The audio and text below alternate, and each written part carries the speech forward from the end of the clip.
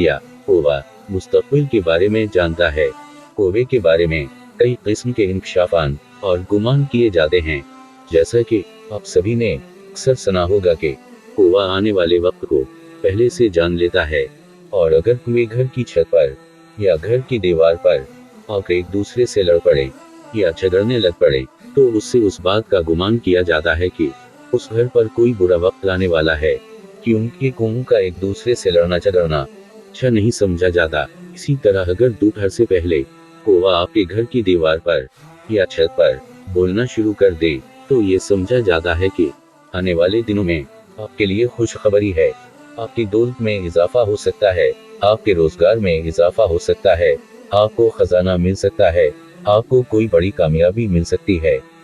या बाज लोग ये भी गुमान करते नजर आते हैं कि उस घर में कोई मेहमान आने वाला है। अगर कोई कौवा अचानक मुंह में रोटी का टिकड़ा लिए नजर आ जाए, तो समझें कि आपकी कोई बड़ी ख्वाहिश पूरी होने वाली है। अगर कौवा किसी भी आदमी के सर पर बैठकर चौंच मार दे, तो उसके दिन अच्छे आने वाले होते हैं, और अगर कौवा उसके सर पर बैठ जाए तो उसके लिए बुरा वक्त करीब होता है। उन तमाम बातों में किस हद तक सदाकत है, हमारे प्यारे आका सल्लल्लाहु अलैहि वसल्लम ने उस बारे में क्या फरमाया है, और ये बातें हिलाई क्यों गई हैं कि उनके गांव में अक्सर लोग उन बातों पर बेहद यकीन करते नजर आते हैं। अगर उनसे पूछा जाए कि उन बातों का आपको किसने बतलाया, तो वो कहते हैं कि हमारे बुजुर्गों ने आजमाया हुआ है, ये हकीकत है, ऐसा ही होता है। यहीं पर एक नुक्ता नजर आप सभी के साथ ये भी शेयर करते चलें कि जैसे कई लोगों का ये गुमान है कि हमारे बुजुर्गों का आजमूदा है, या हमारे बुजुर्गों ने ये बात कही तो सच कही। उस बारे में मैं सिर्फ इतना कहना चाहूँगा कि किफार दीन हक का पैगाम सुनकर इसे उसलिए झटला देते थे कि हमारे बाप दादा उस बात पर अमल करते थे, तो हम भी यही करेंगे, और देने हक को झटला देते थे। हालांकि वो लोग सरासर गुमराही के रास्ते पर थे।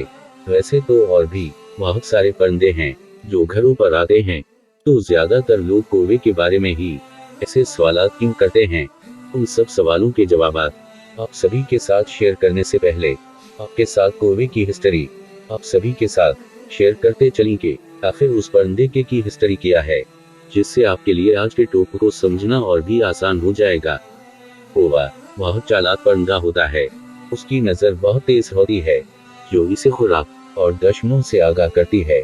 ये कौवा ही वो वाहिद परिंदा है जिसने इंसान को मुर्दा दफन करना सिखाया, इंसान की लाश को मिट्टी में दफनाना सिखाया, और ये वो परिंदा है जिसे हजरत नूह अलैहिस्सलाम ने सबसे पहले जमीन का जायजा लेने के लिए कुएं को भेजा। लेकिन ये उसकी बदकिस्मती कही या कुछ और, जब उसने जमीन पर मुर्दार देखा तो इसी को खाने बैठ गया।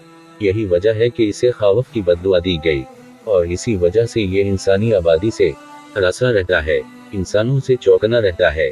तो दोस्तों, ये तमाम तर बातें कि कौवा मुस्तकबिल देख सकता है या उसके काएं काएं करने से किसी को फायदा या नुकसान हो सकता है, तो आप सभी को बताते चलें कि इस्लाम में उन तमाम तर बातों की कोई अहमियत नहीं है।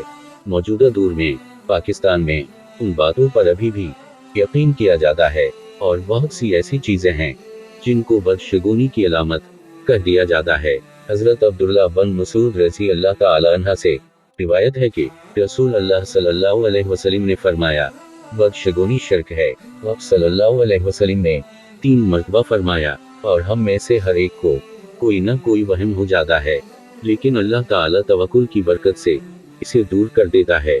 आखिर में आपको एक बात बताना जरूरी समझते हैं कि सिर्फ अपने अल्लाह पर यकीन कामिल कर लें, मुकम्मल तवक्कुल रखें, और जो कुछ भी होता है कि जो कुछ भी होगा वो अल्लाह ही की तरफ से होगा। जब आपका यकीन पख्ता हो जाएगा, तब इंशाअल्लाह आप उन सब चीज़ों तो हम परस्ती बदशगुनी बदअतकादी से इंशाअल्लाह निकल जाएंगे। यकीन करें जिंदगी हल्की फल्की महसूस होना शुरू हो जाएगी, जिसकी शर्त सिर्फ ये है कि रब्बे ज़ुल जलाल पर मुकम्मल इत्क़ाद, यकीन और तवक्कुल रखें। जज़ाक अल्लाह।